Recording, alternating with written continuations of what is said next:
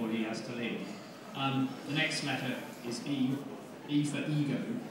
And Ocean, I don't mean that in a bad way. Ocean promoted themselves as the #1, the biggest, the best, and went after a lot of people who they considered the best to bring the talent to make the best games. And Gary, how do you find handling talented people, working with perhaps sometimes someone who is a programmer could be highly strung or wasn't good under pressure? How did you find working with the people? I never thought about it really. I guess I was always in awe of the talent, because we did have genuinely so many talented people. It was amazing. It was a creative machine. It was amazing, and it was a question of giving these people as much latitude as possible to do what they did best, but being mindful at all times of that horrible deadline that was always looming, and so trying to squeeze a quart into a pound pot. The egos were fine because, with time, their experience, they knew that they had to do it within a certain amount of time, so there wasn't that much self-indulgence. The real problem came with the prima donnas, who weren't really proven, who hadn't really established themselves, yet still believed that they were, whatever, and that was always difficult to control. Yeah. And sort of the other side of that is Ocean's reputation with the magazines, with the reviewers. Did you yourself ever think that Ocean were trying to influence reviews, or in some way trying to keep their reputation? Yeah, I must admit, I used to get cross when we got bad reviews, because we owned this thing. We always owned the games, and there was a lot of, however bad a game was, you've got to realise that there were a team of people who put their heart and souls into this for 3 to 6 months, whatever it was, and worked really, really hard. And then they read a review, and that 6 months hard work is reduced to 10%.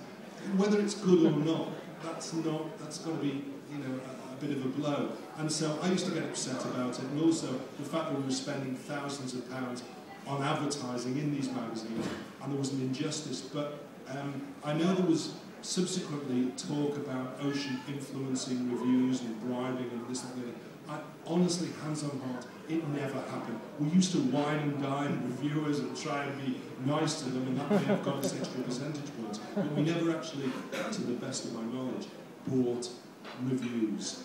We had friends in the press, and they probably treated us kinder than others, but I don't think we ever took advantage of that, because otherwise that would have rendered all of the reviews meaningless. So there had to be benchmarks. But you deal with it as you can. Yeah, well, I'd like to say thank you to Gary. Sorry, I've got to go. Really, I'm sorry.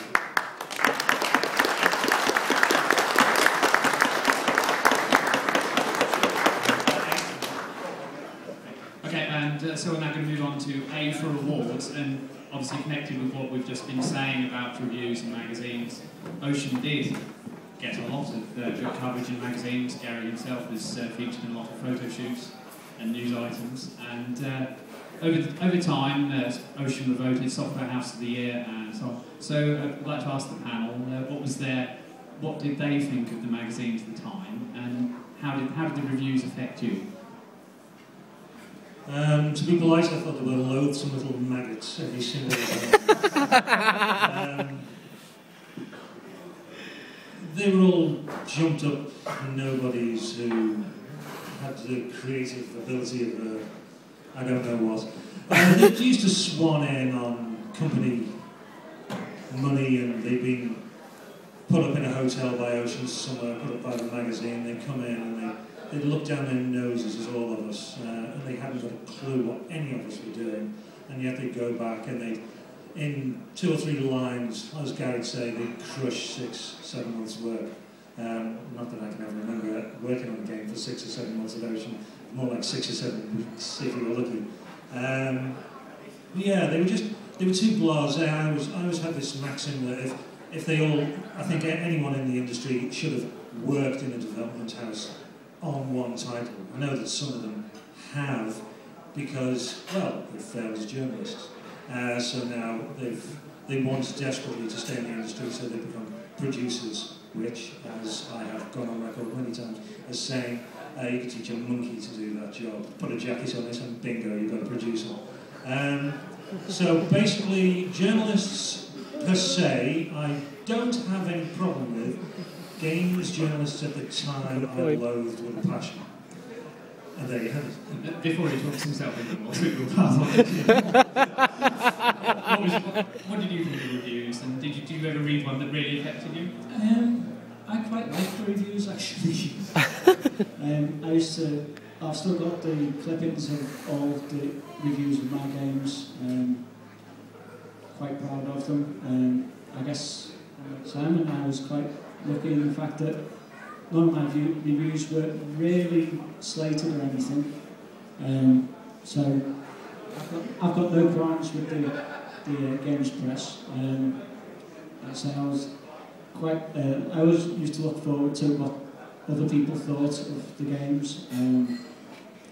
For me, the magazines, that was the only kind of feedback that we ever got, how the games were perceived by the public, other than the charts, but they weren't always like above board. Basically, I liked the fact that we did get feedback, because when we were doing the games, as soon as you finished one game, it was right, we've got 2 months to get another game out. So it would be, we'd have to like drop everything and get on with the next game. So we wouldn't get any feedback from how the games were played and whether they were enjoyed by people. It was only like recently, in the past, say, 6 or so years, that I realised that the games were sold globally, not just in the UK. I know it's a bit silly to assume that during the times, but I just thought it was UK only. And I've had, over the years, I've had like emails from all around the world where people have said that they've played my games as they grew up. It's a huge compliment to me to get that kind of feedback, considering, like I said, we only had the magazines at the time, but you know, it's nice knowing that they've been like, well received by the public. I always was terribly excited whenever I had a game reviewed, because I still felt like a kid really when I was at Ocean. When I was at school, because we'd read Crash. Crash was the Bible, and then when my first game came out, Wizborn, and on the Spectrum, but it got a Crash Smash. So like to see something that I've been working on for the last few months and to have my own Crash Smash was amazing. And like Jim, I religiously cut everything out, put them into little, plastic sheets, and I've got them in an Ocean folder and still have them now. But yeah, it was gobsmacking to see something, that you'd been working on for the last few months, and there it was out on the shelves and in the magazines. It was, I still haven't got over it now. Did you ever get a bad review? Oh yeah, there was one. Right, I did Gryzor on the Spectrum, right, and maybe it wasn't a brilliant conversion, but I just did the graphics. I didn't program it, so I don't care. But every magazine gave it a good review, except for Crash. Now, Paul Owens, the programmer, was supposed to have had a demo ready for Crash to put on one of their magazines, but he let them down, and they had to put a feeder on it instead. So every other magazine gave Gryzor a good review, yet Crash gave it 58%. I still remember that.